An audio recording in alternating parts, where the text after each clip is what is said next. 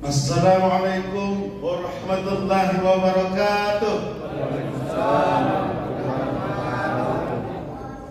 Alhamdulillah, alhamdulillahilladzi arsala rasulahu Muhammadan ila kafatin nas wa anzala ma'ahul kitaba liyufarriqa bihi bainal haqqi wal batil wa bainal ma'rufi wal munkar wa hadana ila siratihil mustaqim.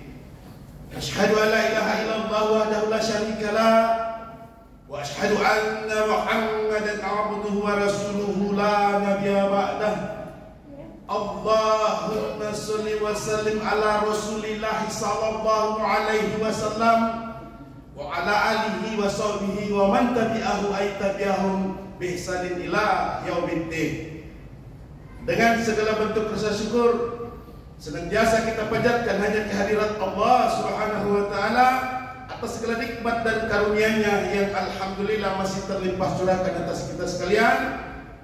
Dan salawat serta salam senantiasa kita haturkan terkhusus untuk junjungan kita Nabiullah Muhammad sallallahu alaihi wasallam.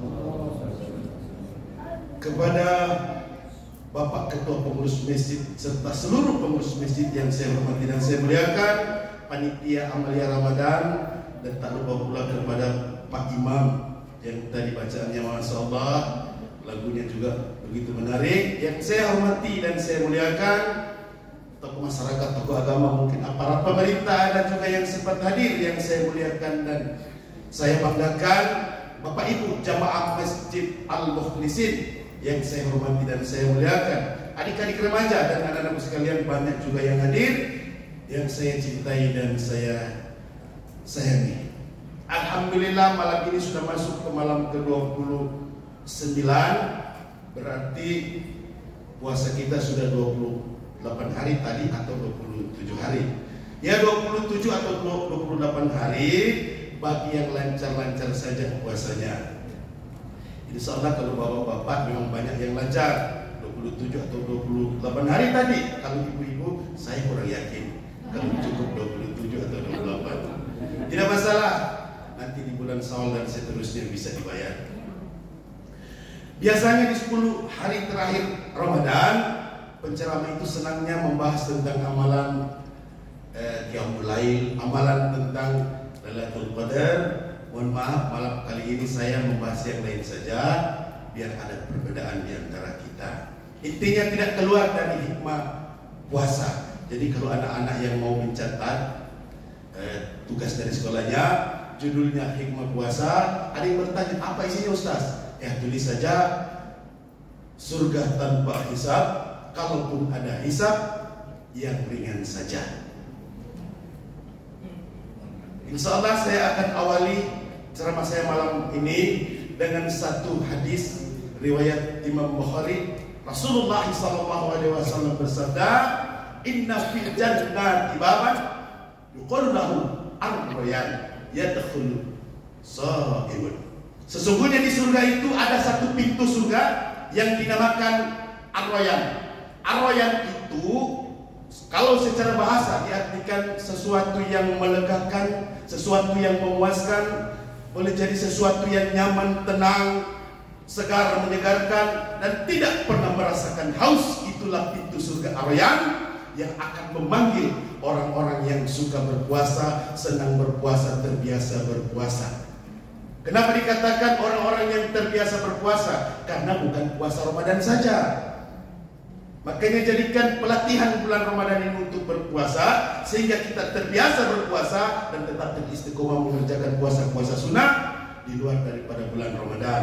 Antara lain ada puasa Syawal, puasa Muharram, puasa Dzulhijjah, puasa Senin Kamis misalnya, dan seterusnya. Artinya orang-orang yang akan dipanggil oleh pintu surga yang namanya ar-rayyan ini adalah orang-orang yang terbiasa berpuasa, puasa Ramadan dan puasa sunnah di luar daripada bulan Ramadan. Kalau dipanggil oleh pintu surga, inilah yang dikatakan surga tanpa hisab. Kalaupun ada hisab, insya Allah hisab yang sangat ringan. Insya Allah akan saya jelaskan di akhir nanti tentang hisab yang sangat ringan ini. Namun ada kabar gembira buat kaum wanita, khususnya istri. Allah berfirman dalam surah An-Nisa ayat 34. A'udzubillahi minasyaitonirrajim. Fassolihatu qanitatun hafizatun lil ghaibi bima hafizallah. Ciri-ciri wanita soleha itu, perempuan-perempuan soleha itu adalah yang taat kepada Allah dengan cara menaati suaminya dan menjaga kehormatan dirinya. Lebih detailnya lagi, Rasulullah SAW jelaskan dalam hadis riwayat Imam Muslim, "Idza sholatil mar'atu khamsaha wa sholat shomaha wa hafizat farjaha wa ata'at zawjaha qila laha yaumal qiyamah udkhulil jannata min haitsu shi'ti." Jika seorang perempuan istri mengerjakan sholat fardu yang 5 waktu, tidak disebutkan sholat sunahnya. Lalu kemudian dia berpuasa Ramadan, tidak disebutkan puasa sunahnya. Lalu kemudian ia menjaga kehormatan dirinya dan taat kepada suaminya, akan dikatakan kepadanya di hari kiamat nanti, silakan masuk surga dan pilih pintu surga mana yang kita inginkan, termasuk pintu surga Ar-Rayyan. Seorang ibu, seorang istri yang mengerjakan sholat fardu yang 5 waktu, ia tidak sempat sholat sunnah. Lalu kemudian ia berpuasa Ramadan, katakan ia tidak sempat puasa sunnah. Lalu ia menjaga kehormatan dirinya, dalam artian akan saya singkatkan, menjaga kehormatan dirinya, menjaga sikapnya, menjaga perlakuannya, menjaga pergaulannya, menjaga ucapannya, menjaga pakaiannya, menjaga hubungan baik dengan tetangga, hubungan baik dengan keluarganya, dengan keluarga suaminya, juga menghormati kedua orang tuanya dan menghormati kedua mertuanya, dan tidak membedakan hormatnya kepada kedua orang tuanya dengan hormatnya kepada kedua mertuanya. Inilah yang dikatakan wanita soleha, akan dikatakan kepadanya di hari kiamat nanti, ibu cepat masuk surga mungkin, pilih pintu surga mana yang kita inginkan, termasuk pintu surga Ar-Rayyan.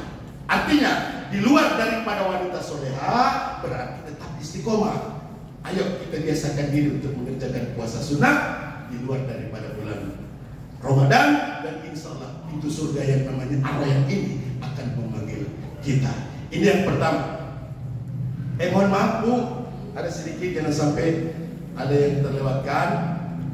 Namun jangan juga kita sengaja melewatkan, tidak mengerjakan sholat sunnah, tidak mengerjakan puasa sunnah karena sudah merasa kan saya sudah wanita soleha. Jangan sampai perasaan tadi saja.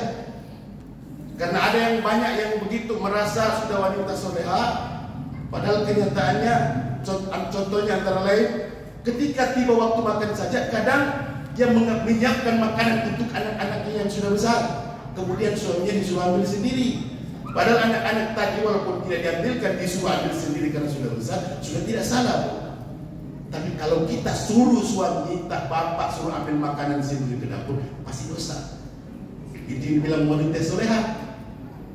Terkadang, mohon maaf, biasanya kan bapak yang cari nafkah, yang cari uang. Ketika uang di tangan bapak, ada uangnya ibu di situ.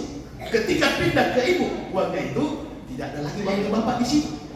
Maka tidak heran begitu belanja untuk anak-anak misalnya, belanja pakaian, celana, harganya sampai 100, 200, 300 untuk anak-anak. Sementara untuk bapaknya, alhamdulillah kemeja, baju koko yang tahun kemarin. Adalah yang baru satu, tapi pemberian tetangga.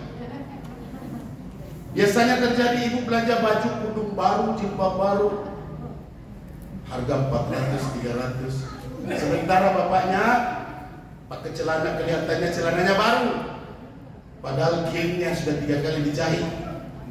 Tapi seorang bapak yang beriman dan bertakwa, seorang bapak yang taat, yakin tidak akan pernah mempermasalahkan itu.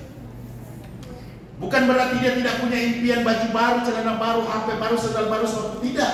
Bapak punya impian juga, namun dipendamnya. Karena impiannya bukan baju baru, sepatu baru, tapi istri baru. Mohon maaf bercanda. Kalaupun ada bapak-bapak seperti itu, insya Allah tidak ada di sini. Di tempat lain, kalaupun ada, ya saya juga tidak tahu yang mana orangnya. Ini yang pertama, tentang wanita soleha yang akan dipanggil dari 8 pintu surga, termasuk pintu surga Ar-Rayyan. Yang kedua, Allah berfirman dalam surah Al-Anfal ayat 29. A'udzubillahi minasyaitonir rajim. Ya ayyuhalladzina amanu in tattaqullaha yaj'al lakum furqanan wa yukaffir 'ankum sayyi'atikum wa yaghfir lakum wallahu dzul fadlil 'adzim. Wahai orang-orang yang beriman, jika kamu bertakwa kepada Allah, niscaya Allah akan memberikan furqan, suatu kemampuan untuk membedakan mana yang hak dan mana yang batil, dan Allah akan menghapus semua kesalahanmu, mengampuni semua dosamu. Sungguh Allah pemilik karunia terbesar. Tafsir yang saya temukan lewat ayat ini, jika kita tingkatkan kualitas keimanan dan ketakwaan kita, tingkatkan kualitas ketakwaan kita dan tingkatkan kualitas ibadah, Allah akan memberikan kemampuan bagi kita untuk membedakan mana yang baik dan mana yang buruk, mana yang hak dan mana yang batil, sehingga Allah akan menghapuskan kesalahan-kesalahan kita dengan cara menutupinya dunia dan akhirat, dan tidak memintai pertanggungjawab lagi tentang kesalahan-kesalahan itu, dan Allah akan mengampuni dosanya. Maka yang tersisa tinggal amal baiknya saja. Itulah yang nanti akan dihisab, sehingga dikatakan surga tanpa hisab. Kalaupun ada hisab, hisab yang sangat mudah. Dijelaskan dalam surah Al-Insyiqaq, ya ayyuhal insanu innaka kadihun ila rabbika kadihal faqullah fa amma man utiya kitabahu biyamini fasawfa yuhasabu hisaban yasira. Wahai manusia, sungguh engkau telah bekerja keras untuk menuju Tuhanmu. Bukankah bulan Ramadan ini kita bekerja keras? Bukankah bulan Ramadan ini kita bekerja keras untuk mempertahankan keimanan kita, mempertahankan dan meningkatkan kualitas takwa ibadah sampai dengan malam sudah menuju penghujung Ramadan ini? Maka engkau akan menemuinya dan akan dihisab dengan hisab yang sangat mudah.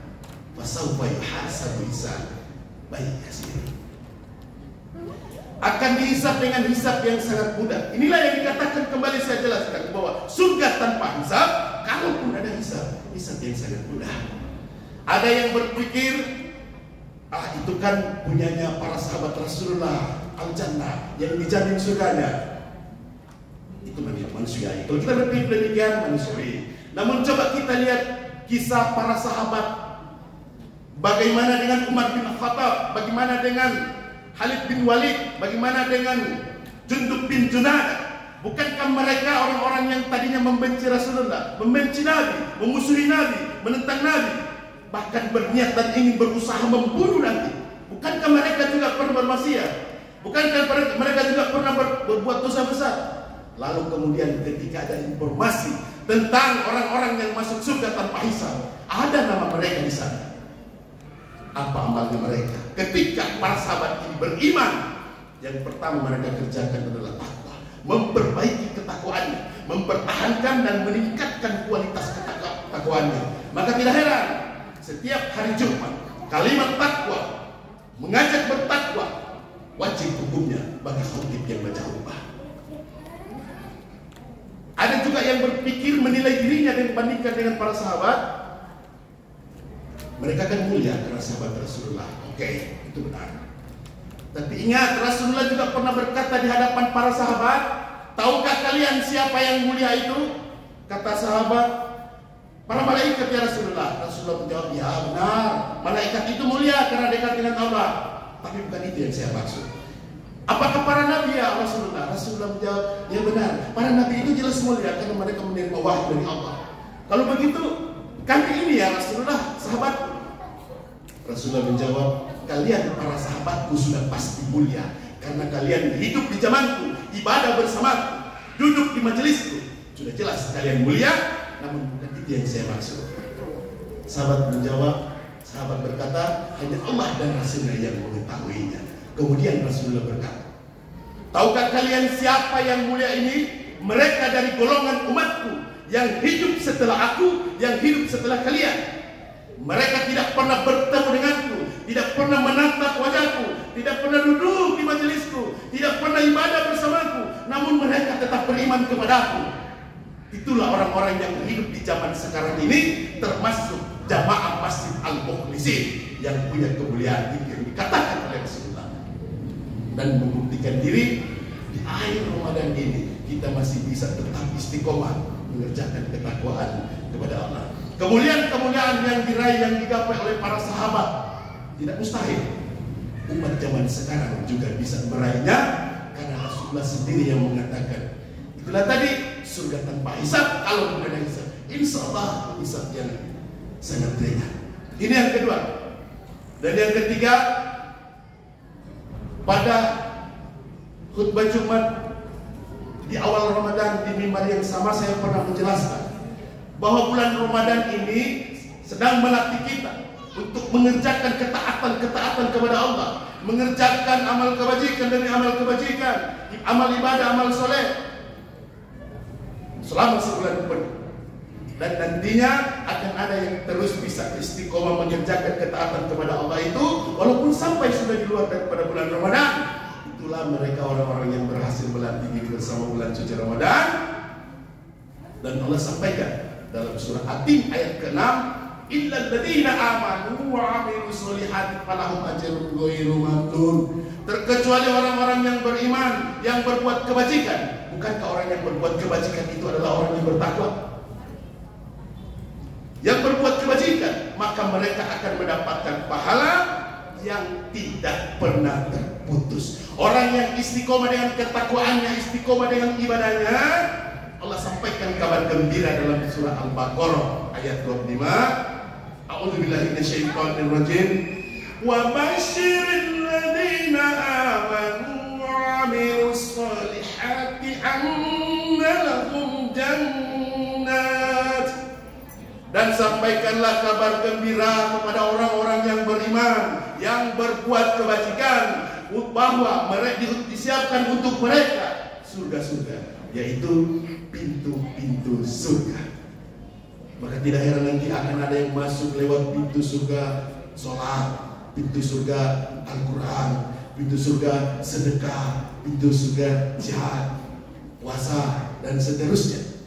Dan jika ada orang yang mampu mengerjakan semua amalan itu, baik sholatnya, baik puasanya, terpuji sedekahnya, bagus tahajudnya, terus ia kerjakan semua amalan-amalan yang dibutuhkan untuk membuka 8 pintu surga itu, maka dia pun akan dipanggil dari 8 pintu surga. Sama seperti wanita soleha tadi, ternyata tidak mudah mengalahkan amalannya wanita soleha. Sulit mengalahkan amalannya wanita soleha, namun jauh lebih sulit kalau menggandakan istri yang soleha. Semoga semua ketakwaan ibadah yang telah kita istiqomahkan selama sebulan penuh ini dengan sungguh-sungguh, dengan kerja keras, akan terus teristiqomahkan walaupun kita sudah terpisah dengan bulan Ramadan, dan insya Allah akan bernilai pahala yang sempurna di mata Allah. Inilah yang bisa saya bagikan. Mohon maaf bila ada kekeliruan. Sesungguhnya yang benar itu datangnya dari Allah, dan yang salah keliru datang dari hambanya. Wassalamualaikum warahmatullahi wabarakatuh.